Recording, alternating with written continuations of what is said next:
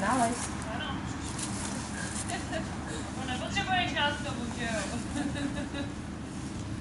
Když víte, o čem to je, krásných 13 sekund.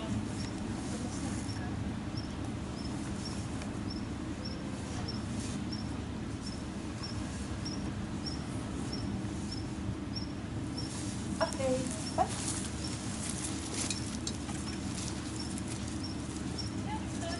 Udělali trojici.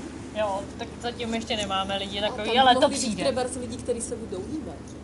Jasně, to je taky elit, dobře.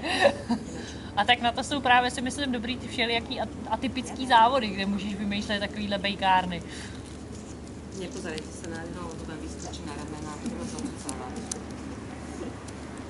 Ale nesmějte se, nebo se stane úplně to samý. To je pozice, víš.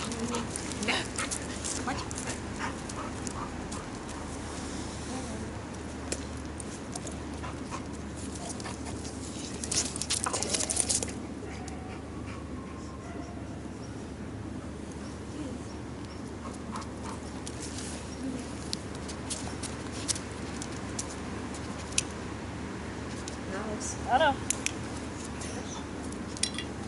30 sekund. Škoda těch zavazadel. Super. Děkali, protože se nic nestihli. Jenom zůstal u toho, on ti vlastně, ty to poznáš jenom, že tam u toho zůstane. Takto, pokiaľ akože nie je úplne rozhodnutý, tak on proste akože takto kúka hlavou pri tom. No. Hej, ale pozeraj. Ano.